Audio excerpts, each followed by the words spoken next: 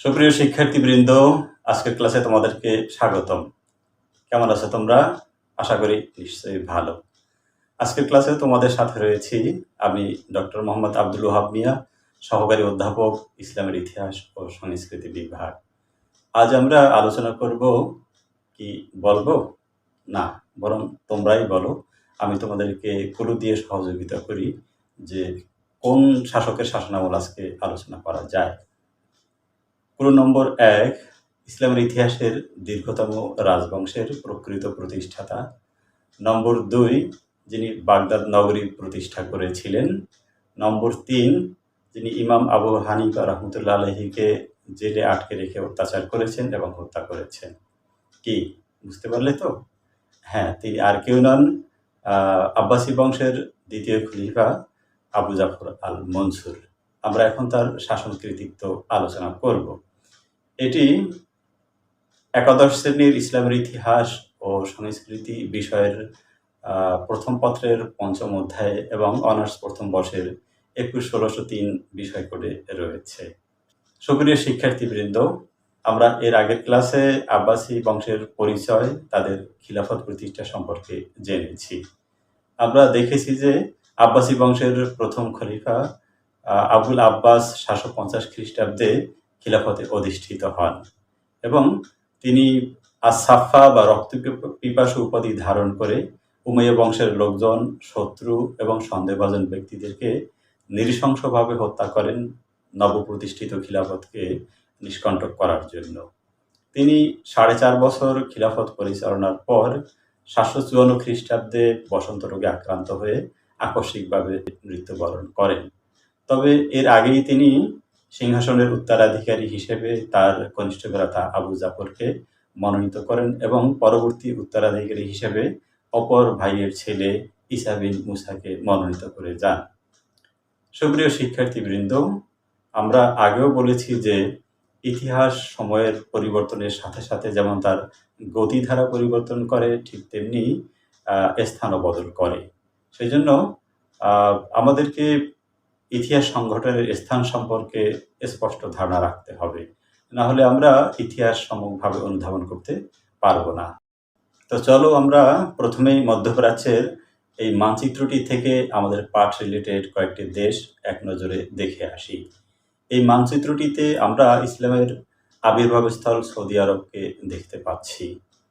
Saudi আরবের উত্তরে রয়েছে ইরাক নামক রাষ্ট্রখানা, যে দেশের রাজধানী বাগদাদ থেকে আব্বাসীরা 500 বছরেরও অধিক কাল ধরে খেলাফত পরিচালনা করেছেন। ইরাকের পশ্চিমে রয়েছে সিরিয়া নামক দেশ, যেখানকার রাজধানী দামেস্ক থেকে উমাইয়া বংশ 90 বছর ধরে মুসলিম জাহানের নেতৃত্ব দিয়েছে। ইরাকের পূর্বে আমরা ইরান বা পারস্য নামক রাষ্ট্রখানার অবস্থান দেখতে পাচ্ছি। সিংহাসন আরোহণ ও শাসন প্রকৃতি। আস-সাফফার ইন্তেকালের সময় আবু জাফর হজ উপলক্ষে মক্কায় অবস্থান করছিলেন। ভাইয়ের মৃত্যু সংবাদ শোনা মাত্রই তিনি তৎকালীন রাজধানী কুফায় ফিরে আসেন এবং আল মনসুর বা বিজয়ী উপাধি ধারণ করে 754 খ্রিস্টাব্দে সিংহাসনে আরোহণ করেন।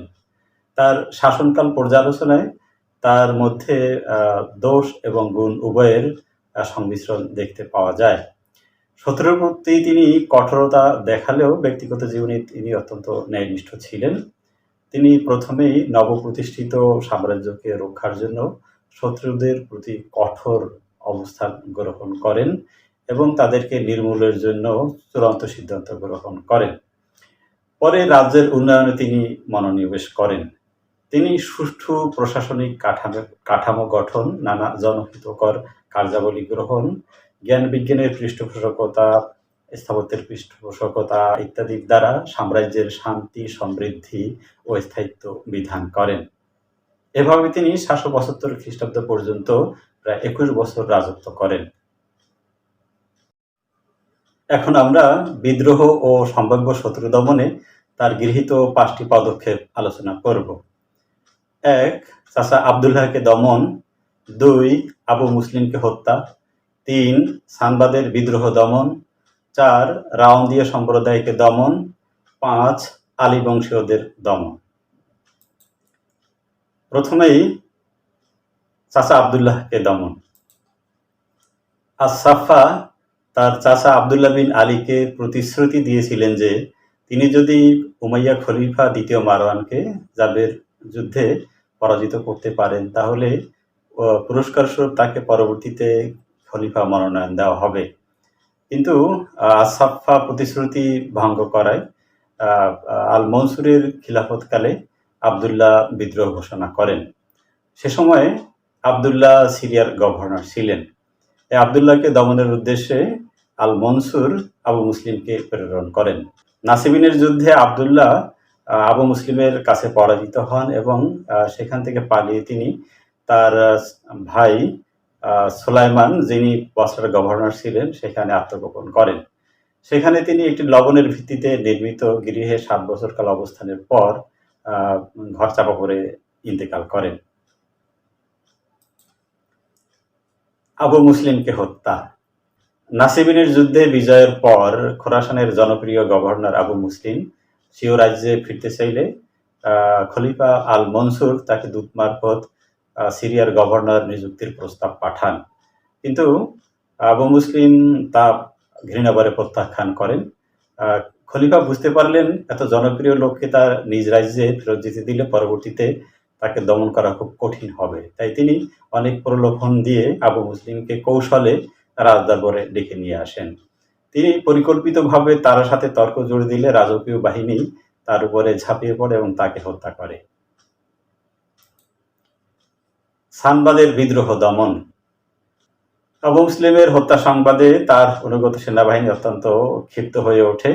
খলিফা আবু জাফর তাদেরকে অর্থ দ্বারা কোনোভাবে শান্ত করতে সক্ষম হন, কিন্তু পারস্য ও খোরাসানে আবু মুসলিমের অনুগত সানবাদ নামক মাজুসি সম্প্রদায়ের এক নেতার নেতৃত্বে সেখানে এক ব্যাপক বিদ্রোহ সংগঠিত হয়।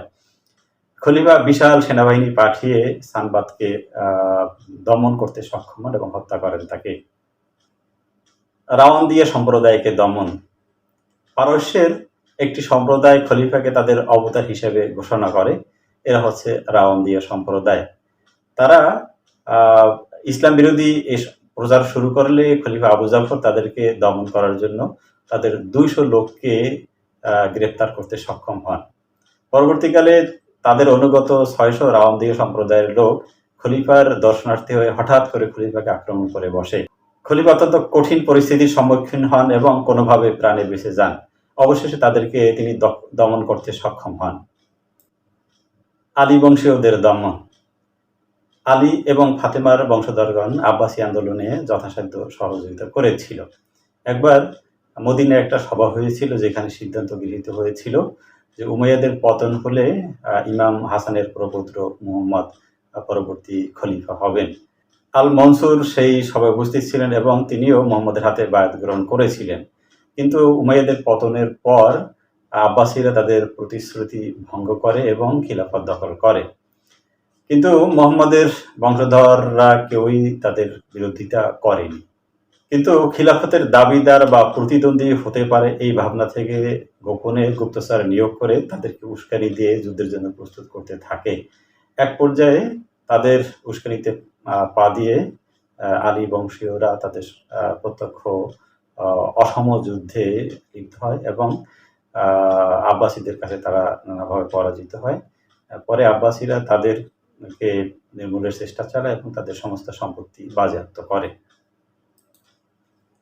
এ পর্যায়ে আমরা আল মনসুরের রাজ্য বিস্তার আলোচনা করব। প্রথমেই তাবারিস্তান ও গিলান অধিকার। কাস্পিয়ান সাগরের দক্ষিণ পশ্চিমে অবস্থিত তাবারিস্তানের লোকজন তাদের যুবরাজ ইস্পাহানদের নেতৃত্বে হঠাৎ মুসলমানদের উপর আক্রমণ চালিয়ে বহু মুসলমানকে হত্যা করে। খলিফা সেখানে অভিযান চালিয়ে তাবারিস্তান ও গিলান আব্বাসী শাসনাধীনে আনেন।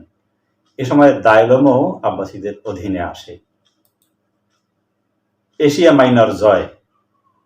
জর্জিয়া, মসুল, কুর্দি অধ্যুষিত অঞ্চলসমূহে উপজাতিগণ নানা প্রকার উৎপাত শুরু করলে খালিদ বিন বারমাক সেগুলোকে জয় করেন এবং তাকে সেখানকার আব্বাসী শাসনকর্তা নিযুক্ত করা হয়।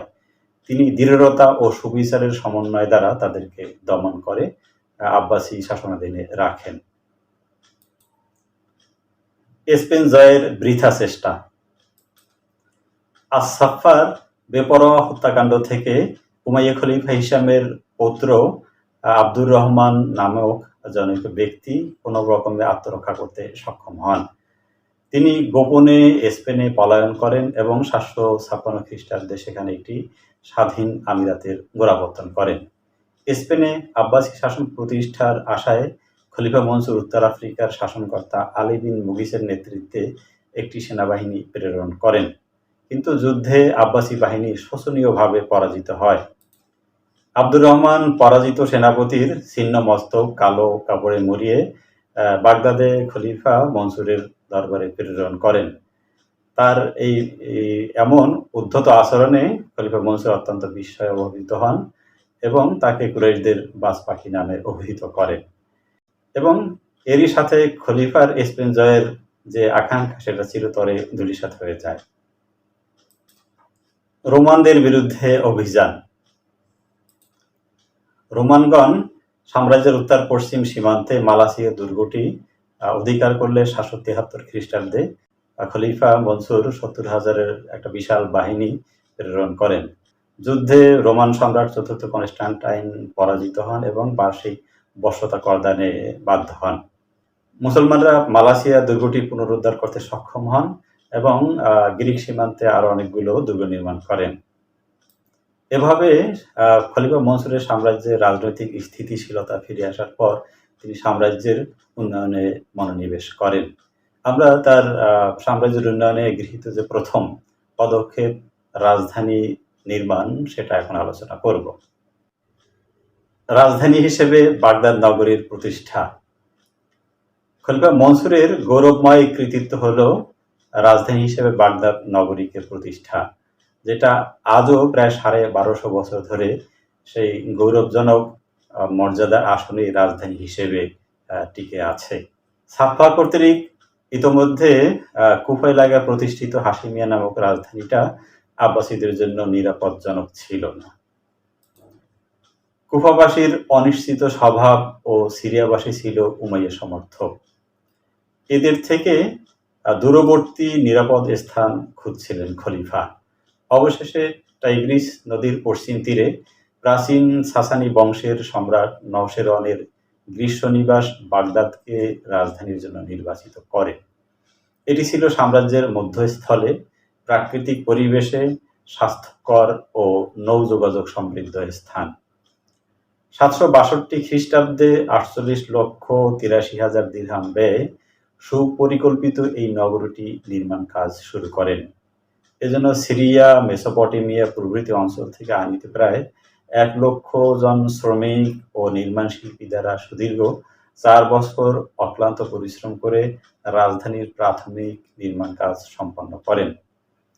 বৃত্তাকার ও 2 প্রাচীর দ্বারা বেষ্টিত সুবৃহৎ নগরীটির মধ্যভাগে খলিফার প্রাসাদ, জুমা মসজিদ, প্রধান রাজকর্মচারীদের অট্টালিকা সমূহ, মনোমুগ্ধকর উদ্যান, কৃত্রিম ফোয়ারা, সুসজ্জিত তোরণ, সুবিন্যস্ত রাজপথ ছিল। বাজার স্থাপিত হয়েছিল প্রাচীরের বাইরে এবং সেনানিবাসগুলো নদীর পূর্ব তীরে অবস্থিত ছিল। নতুন নগরীর নামকরণ করা হয়েছিল দার আস-সালাম বা শান্তিনিবাস। খলিফার নামানুসারে কেউ কেউ এটাকে আল মনসুরিয়া নামেও আখ্যায়িত করে থাকেন। খলিফা মনসুরের স্থাপত্য প্রীতির ক্ষেত্রে তার নির্মিত কাসর আল খুলদ এবং রুসাফা নামক 2টো প্রাসাদ আজও অবিস্মরণীয়। জ্ঞান বিজ্ঞানের পৃষ্ঠপোষকতা। খলিফা আল মনসুর ছিলেন আব্বাসীয় সভ্যতার স্বর্ণযুগের সূচনাকারী। তিনি নিজেও বিজ্ঞান ও গণিত শাস্ত্রে অত্যন্ত পারদর্শী ছিলেন। তার চেষ্টায় সাহিত্য, ইতিহাস, গণিত, চিকিৎসা, ফিকহ, জ্যোতিষশাস্ত্র ইত্যাদির চর্চা শুরু হয়। তার পৃষ্ঠপোষকতায় বহু স্কুল, কলেজ, মাদ্রাসা, বিশ্ববিদ্যালয় ও মসজিদ নির্মিত হয়। তফসির ও হাদিস গ্রন্থের সংকলন তার সময় শুরু হয়। তার নির্দেশে এরিস্টটল, ইউক্লিড, টলেমির বিজ্ঞান গ্রন্থগুলো, ভারতীয় জ্যোতির্বিদ্যার গ্রন্থ সিদ্ধান্ত, খণ্ডকা, খাদ্যকা এবং গল্প গ্রন্থ হিতোপদেশ আরবি ভাষায় অনুবাদ হয়। তার দরবারের অন্যতম শ্রেষ্ঠ চিন্তাবিদ ইবনে মুকাফফা খদাইনামা নামক পাহলবি ভাষায় লিখিত রূপকথা, ইতিহাস ও জীবনী গ্রন্থ সিয়ার আল মুলক আল আজম নামে আরবি ভাষায় অনুবাদ করেন। আল মনসুরের ধর্মনীতি। আল মনসুর সুচতুর রাজনীতিবিদ ও দূরদর্শী শাসক ছিলেন। আব্বাসী বংশকে স্থায়িত্ব প্রদানের জন্য তিনি ধর্মীয় ও পার্থিব নেতৃত্বের সমন্বয় সাধন করেন। আব্বাসী আন্দোলনে শিয়ারাও ব্যাপকভাবে অংশগ্রহণ করেছিল, কিন্তু তাদের থেকে সিংহাসন নিরাপদ রাখার জন্য রাষ্ট্রীয়ভাবে সুন্নি মতবাদের পৃষ্ঠপোষকতা করেন তিনি। আচ্ছা, তোমরা কি শিয়া সুন্নি পার্থক্য বুঝো? আমরা যারা সুন্না বা হাদিস পালন করে থাকি বা মেনে থাকি তারা হচ্ছে সুন্নি। অপরদিকে যারা রাসূল সাল্লাল্লাহু আলাইহি ওয়াসাল্লাম এর হাদিস বা সুন্না মানে না তারা হচ্ছে শিয়া। বাংলাদেশে শিয়াদের সংখ্যা খুবই কম। 10ই মুহররম তারিখে যারা তাজিয়া মিছিল বের করে হাই হোসেন বলে মাতম করে তারা হচ্ছে মূলত শিয়া। যা হোক, খলিফা মনসুরের ঐকান্তিক উৎসাহে হানাফি ও মালিকি মাযহাব গড়ে ওঠে। এই দূরদর্শিতার ফলে দুটো লাভ হয়েছিল তার। প্রথমত, তিনি সমগ্র মুসলিম জাহানের আধ্যাত্মিক গুরু হিসেবে স্বীকৃতি লাভ করেছিলেন। দ্বিতীয়ত হচ্ছে সরকারি পৃষ্ঠপোষকতায় সুন্নি মতবাদ ক্রমবর্ধমান শিয়া মতবাদের প্রতি একটি প্রতিবন্ধকতা হয়ে দাঁড়ায় এবং তার জনপ্রিয়তা বৃদ্ধি পায়।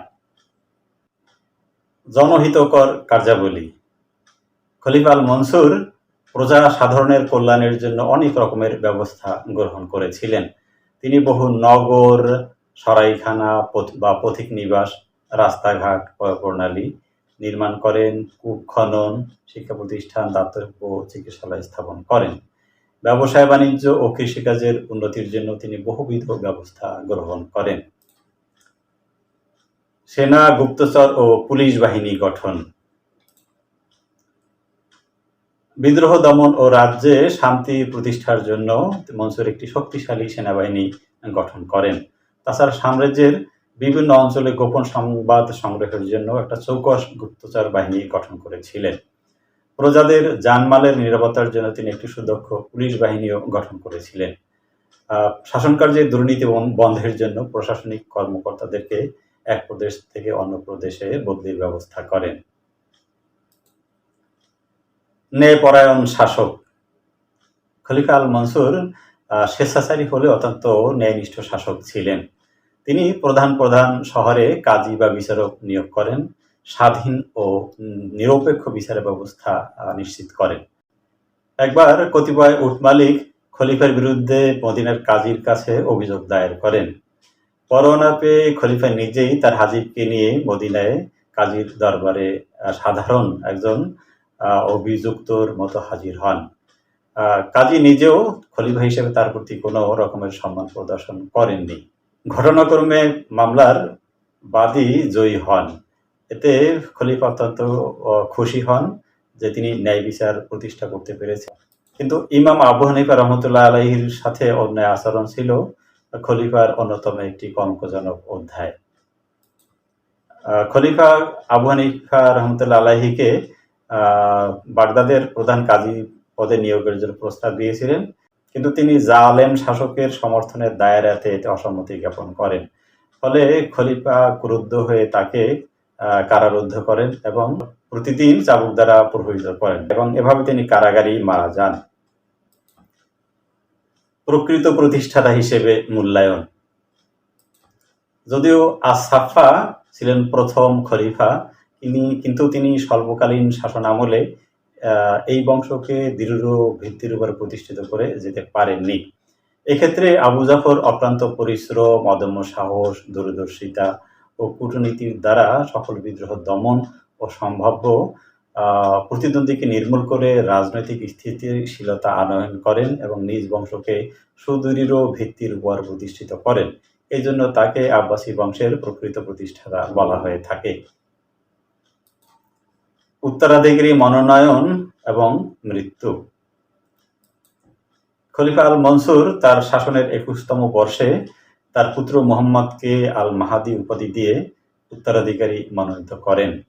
এর আগে তিনি আস-সাফার মনোনীত করে যাওয়া ঈসাকে খিলাফতের দাবি প্রত্যাহারে বাধ্য করেন।